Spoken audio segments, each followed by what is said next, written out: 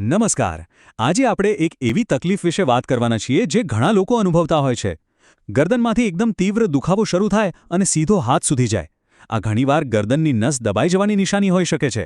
તો ચાલો આખી સ્થિતિને એકદમ સરળ ભાષામાં સ્ટેપ બાય સ્ટેપ સમજીએ.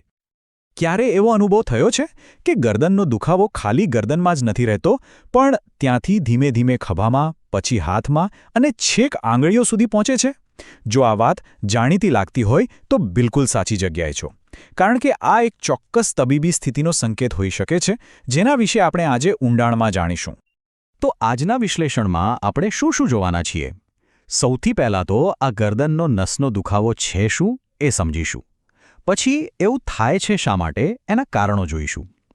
એને ઓળખવાના લક્ષણો કયા છે અને ડૉક્ટર્સ એની સારવાર કઈ રીતે કરે છે એના પર પણ નજર કરીશું.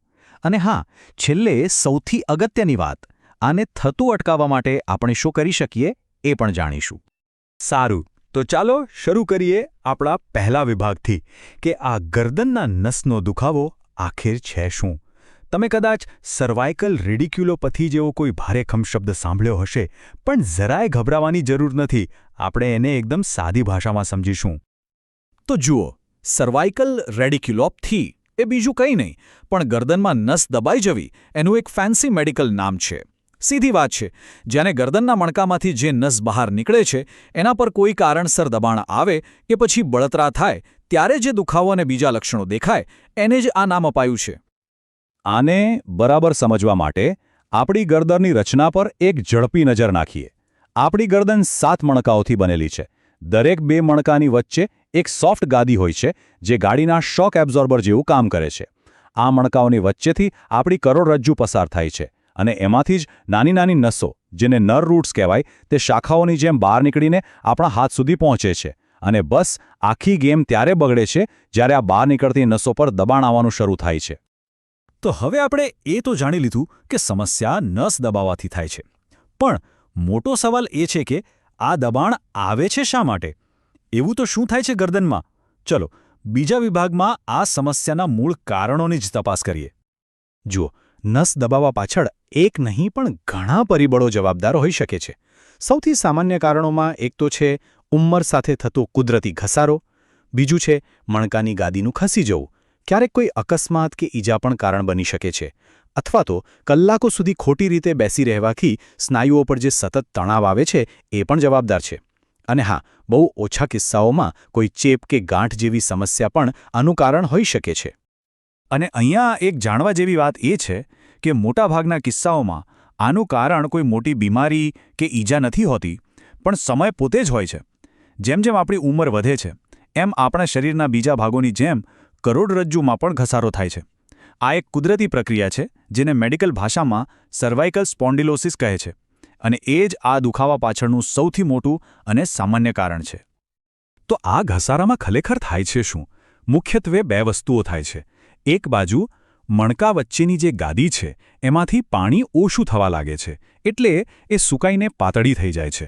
પરિણામે મણકા વચ્ચેની જગ્યા ઘટે છે. અને બીજી બાજુ શરીર આ ઘસારાને પહોંચી વળવા માટે જાતે જ હાડકાની નાની નાની વૃદ્ધિ કરે છે, જેને બોન સ્પર્સ કહેવાય છે. પણ આ વધારાનું હાડકું ક્યારેક નસને અડવા લાગે છે અને દબાવે છે. ઘસારા સિવાય બીજું એક મોટું કારણ છે હર્નિએટેડ ડિસ્ક, અથવા તો જેને આપણે સાદી ભાષામાં ગાદી ખસી જવી કહીએ છીએ. આને સમજવા માટે ગાદીને એક જેલી ડોનટ જેવી સમજો. જો ડોનટ પર દબાણ આવે અને અંદર ભરેલી જેલી ફાટીને બહાર આવી જાય તો શું થાય? બસ એવું જ અહીંયા થાય છે. જ્યારે ગાદીનું નરમ કેન્દ્ર એના કવરમાંથી બહાર નીકળીને બાજુમાંથી પસાર થતી નસ પર સીધું દબાણ કરે છે ત્યારે તકલીફ શરૂ થાય છે. અને હા, આપણે આપણી આધુનિક જીવનશૈલીને તો ભૂલી જ ન શકીએ. કલાકો સુધી માથું ઝુકાવીને મોબાઈલ ફોનનો ઉપયોગ કરવો, જેને હવે તો ટેક્સ્ટ નેક જેવું નામ પણ મળી ગયું છે, એ એક બહુ મોટું કારણ છે. જાણવા જેવી વાત એ છે કે આપણું માથું જેટલું આગળ ઝૂકે, ગરદનના મણકા પર એનું વજન અનેક ગણું વધી જાય છે. આ સતત તણાવ લાંબા ગાળે સમસ્યા ઊભી કરી શકે છે, અથવા જો સમસ્યા હોય તો એને વધુ ગંભીર બનાવી શકે છે. સારું, તો કારણો તો આપણે સમજી લીધા, પણ હવે સવાલ એ છે કે આ સમસ્યાને ઓળખવી કઈ રીતે? એવા તો કયા ચેતવણીના સંકેતો છે જેના પર આપણે ખાસ ધ્યાન આપવું જોઈએ? ચાલો હવે ત્રીજા વિભાગમાં આ લક્ષણો વિશે જ વિગતવાર વાત કરીએ. સૌથી પહેલું અને મુખ્ય લક્ષણ તો એ દુખાવો છે જે એક જગ્યાએ ટકીને નથી રહેતો. એ ગરદનથી શરૂ થઈને એક આખા હાથમાં નીચે ઉતરે છે, જાણે વીજળીનો કરંટ પસાર થતો હોય. એની સાથે સાથે હાથમાં જણજણાટી થવી, ખાલી ચડી જવી કે પછી હાથના સ્નાયુઓમાં નબળાઈ આવવી જેવા લક્ષણો પણ દેખાય છે. ઘણીવાર તો કોઈ વસ્તુ પકડવામાં પણ તકલીફ પડવા લાગે છે. પણ આ લક્ષણોને સામાન્ય ગરદનના દુખાવાથી અલગ કઈ રીતે પાડશો? તો અહીંયા એક ચાવીરૂપ સંકેત છે. એના પર ખાસ ધ્યાન આપજો. જો ખાંસી ખાવાથી, છીંક ખાવાથી કે પછી માથું પાછળની તરફ વાળવાથી તમારો દુખાવો કે જણજણાટી અચાનક હાથમાં વધી જાય તો સમજી લેવાનું કે આ નસ પર દબાણ હોવાનો એક પાક્કો સંકેત છે. તો ધારો કે આવા લક્ષણો દેખાઈ રહ્યા છે તો ગભરાયા વગર આગળ શું કરવું? ચોથા વિભાગમાં આપણે એ જ જોઈશું કે ડોક્ટર્સ આ સમસ્યાનું પાક્કું નિદાન કઈ રીતે કરે છે અને રાહત મેળવવા માટે કયા કયા સારવારના રસ્તાઓ ઉપલબ્ધ છે. નિદાનની પ્રક્રિયા સામાન્ય રીતે તમારી શારીરિક તપાસથી શરૂ થાય છે. હાડકામાં કોઈ ફેરફાર છે કે નહીં એ જોવા માટે એક્સ-રે ઉપયોગી છે, પણ ખરી સમસ્યા તો નરમ પેશીઓમાં હોય છે, એટલે કે ગાદી અને નસોમાં. એને વિગતવાર જોવા માટે MRIને ગોલ્ડ સ્ટેન્ડર્ડ ગણવામાં આવે છે. અને કેટલાક કિસ્સાઓમાં નસને કેટલું નુકસાન થયું છે એ ચોક્કસ રીતે માપવા માટે EMG જેવી ખાસ નર્વ ટેસ્ટ પણ કરવામાં આવે છે. અને અહીંયા એક સૌથી મોટી રાહતની વાત એ છે કે આ સમસ્યાનું નામ સાંભળીને ગભરાવાની જરૂર નથી. મોટાભાગના કિસ્સાઓમાં ઓપરેશનની જરૂર પડતી જ નથી. દવાઓ, કસરત અને જીવનશૈલીમાં થોડા ફેરફારથી જ સફળતાપૂર્વક રાહત મેળવી શકાય છે. તો સારવારના મુખ્યત્વે બે રસ્તા છે.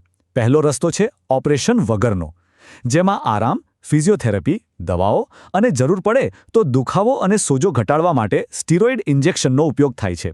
જો આ બધા ઉપાયો 6 અઠવાડિયાથી 3 મહિના સુધી કરવા છતાં કોઈ ફાયદો ન થાય અને હાથની નબળાઈ વધતી જાય તો જ બીજા રસ્તા એટલે કે શસ્ત્રક્રિયાનો વિચાર કરવામાં આવે છે. એનો મુખ્ય હેતુ એક જ હોય છે, નસ પરથી દબાણ હટાવવું. સારવાર તો છે જ, પણ શું આપણે આ સમસ્યાને થતી જ અટકાવી શકીએ? બિલકુલ. આપણા અંતિમ અને કદાચ સૌથી મહત્વપૂર્ણ વિભાગમાં આપણે એવા સક્રિય પગલાં વિશે વાત કરીશું જે આપણી ગરદનને સ્વસ્થ રાખવામાં અને આ દુખાવાને આપણાથી દૂર રાખવામાં મદદ કરી શકે છે. સ્વસ્થ ગરદનની ચાવી આપણી રોજિંદી નાની આદતોમાં છુપાયેલી છે. જેમ કે જ્યારે કમ્પ્યુટર પર કામ કરો ત્યારે સ્ક્રીન આંખની સપાટી પર રાખો. રાત્રે સૂતી વખતે ગરદનને બરાબર ટેકો મળે એવા ઓશિકાનો ઉપયોગ કરો. લાંબો સમય એક જ જગ્યાએ બેસી ન રહો. દર અડધા-પોણા કલાકે ઊભા થઈને એકાદ સ્ટ્રેચ કરો. અને હા, મોબાઈલ વાપરતી વખતે મોબાઈલને આંખ સામે લાવો, ગરદનને મોબાઈલ તરફ ન ઝુકાવો. આ નાના ફેરફારો બહુ મોટો ફરક પાડી શકે છે. એટલે કે આખી વાતનો સાર એટલો જ છે કે ગરદનના સારા સ્વાસ્થ્ય માટે કોઈ જાદુઈ ગોળીની જરૂર નથી. અસલી શક્તિ આપણી રોજની નાની પણ સતત જાળવી રાખેલી આદતોમાં છે. આ સાતત્યપૂર્ણ ફેરફારો જ લાંબા ગાળે એક મોટો અને સકારાત્મક તફાવત બનાવે છે. અને અંતે આ આખી ચર્ચા આપણને એક મોટા અને ઊંડા સવાલ પાસે લાવીને ઊભી રાખે છે કે શું આપણી આજની નાની લાગતી આદતો જ આપણા આવતીકાલના સ્વાસ્થ્યની વાસ્તવિક વાર્તા લખી રહી છે? આના પર ચોક્કસ વિચારવા જેવું છે. ધ્યાનથી સાંભળવા બદલ આભાર.